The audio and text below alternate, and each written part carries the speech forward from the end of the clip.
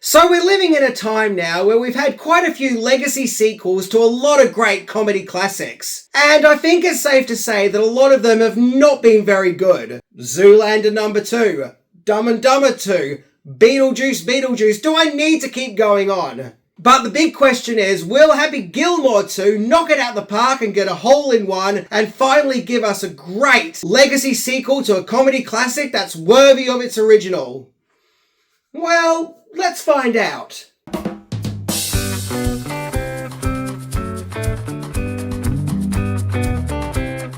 Although this review isn't going to reveal any major spoilers, I do go into the movie's plot in certain areas. So if you want to see Happy Gilmore 2 completely fresh with no conceptions of the plot in mind, then maybe watch the movie before this review. So now that's done, on with the review. Now, going into this movie, I was apprehensive, because I'm not a fan of legacy sequels as mentioned. And I also just didn't think the trailer was particularly funny. Nah, it didn't do it for me. And left me thinking, oh no, another one? Why has it got to be Happy Gilmore? I love that original movie. And, well, having watched it, I'm actually pleasantly surprised. First of all, this is actually a longer movie. The first Happy Gilmore movie was about an hour and a half, and I believe this one clocks in just over 2 hours. So yeah, we're getting more Happy Gilmore this time round. And the sequel actually starts where the first movie finishes, where we see Happy and he's still young and living his best life as a successful golfer. I'm guessing they used de-aging effects here to de-age Adam Sandler, and it actually looks pretty flawless. It's like we're seeing cut scenes from the first movie.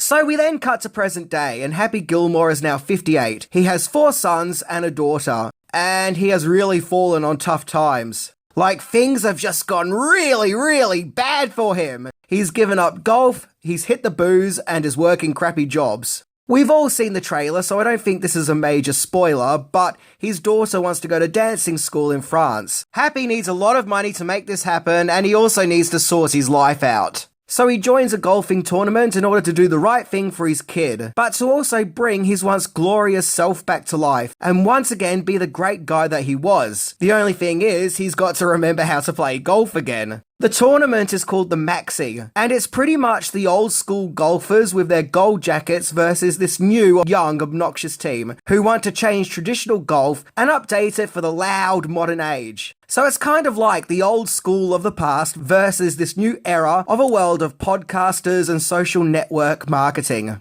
Now, one thing I must say is that this does look and feel like the world from the original. Even though 30 years, or rather nearly 30 years have passed, and Adam Sandler now has a beard, that world and atmosphere has been perfectly recreated here. And it also has the same kind of humour as that first movie. In fact, when it comes to the humour and jokes, I was happy to see that this movie didn't restrain itself and really went out there with some of its jokes. It's not sanitised, clean, safe humour, which I think has become the norm in recent years. For example, at the start of the movie, something so shocking happens that catches you off guard and you're like, oh wow, that happened. They really did that. Also at the start of the movie, there's a big focus on drunk Happy Gilmore. And Adam Sandler is hilarious as drunk Happy. There were genuinely quite a few moments that drunk Happy would actually cause me to break out into laughter. So, good job with that movie. So then there's Happy's kids. Once again, going back to the trailer, I didn't like his sons in particular. It looked like they were going to be in the movie way too much, and they just came across as obnoxious Happy Gilmore impersonators, and left me thinking, oh come on, I want to see Happy, not these guys. But to be honest, in the movie itself, I actually found the sons to be quite endearing. I like how they are all just like Happy and they all absolutely love him. So yeah, I thought the Gilmore kids were fine. And it's actually quite funny because now when we see Happy go into a rage and break things, it's not just Happy, but it's now Happy and his army of kids. So I thought that was pretty funny. New characters aside, there are plenty of old characters returning, including Ben Stiller's Hal H character, and this guy is an absolute monster, and as always, he's abusing his position of power, and we really sort of dive into this character's psychology this time round. And when I say they brought back people from the original, I mean they literally brought back anyone and everyone they possibly could. Even some background people from the original movie that you may not have noticed have been drafted back. But I will say this, there was one cameo, or sort of cameo, that I was not expecting in a scene at a graveyard that completely made me lose it and go into a laughing fit. So, I will say that. And all the characters who they haven't been able to bring back have been brought back by someone filling in for their characters, lookalikes, relatives, things like that. Heck, even most of the pop songs that were used in the first movie also return here. So they really wanted you to remember that original movie when watching this one. And it's not just characters from the original too. There are actually a lot of famous faces in the movie also turning up for cameos. You're watching it and you're like, oh my god, there's Eminem. Oh my god, there's that young lady from The Substance. Has she still got Demi Moore locked in her bathroom? But I know the character return other than Happy that you're all thinking about. What about Shooter McGavin, played by Christopher McDonald? Well, yes, of course he returns. We've all seen the trailer. And he is hilarious, because of course he is. And they did something with his character that I really wasn't expecting, but something that I actually appreciate and left me pleasantly surprised with. Incidentally, Happy's Happy Place also returns. And this new Happy Place, once again, is absolutely hilarious. One thing to say is that it is a nice movie, with nice warm themes. Themes like being the best person you can be there for your family, and knowing that it's never too late to make improvements and believing in yourself. The movie also has a huge focus on sobriety. And yeah, I really appreciate this positive depiction of sobriety.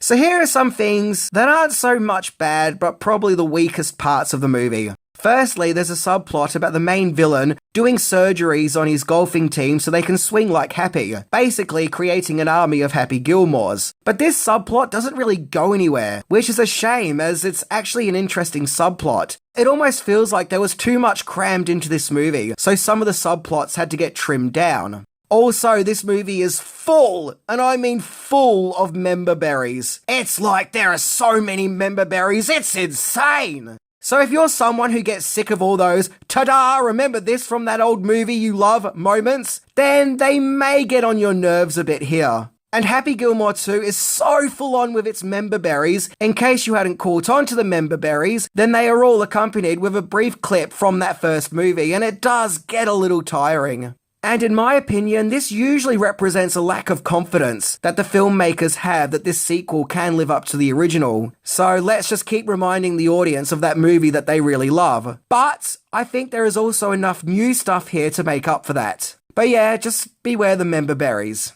All up, this movie made me smile. It felt great seeing Gilmore in that hockey jersey whacking golf balls in a tournament setting again with that glorious blue sky. It really did feel like 1996 again, even if Sandler is a little older, a little beardier, and a little ponchier. Hey, that's okay, we all are now. Now, is this movie a masterpiece? No, it's not reinventing the wheel. And you're only going to watch it if you're a fan of the original. But darn it if this movie didn't make me smile and feel good. It actually ends on a happy, no pun intended, emotional tearjerker. Now, is it as good as the first movie? No, that's a classic. But it did make me happy. Once again, no pun intended. But to be fair, the movie itself knows that it can't live up to the first movie. But it's still going to have fun with this reunion and unleash some enjoyment with it and recapture some of that old magic from 1996. To conclude, it's a feel-good movie that's really sentimental, that makes you feel like Sandler himself has just given you a big bear hug. So if you need a little cheering up at the moment, and you're a fan of the original Happy Gilmore movie, this will definitely make you smile, and bring you some cheer. See ya!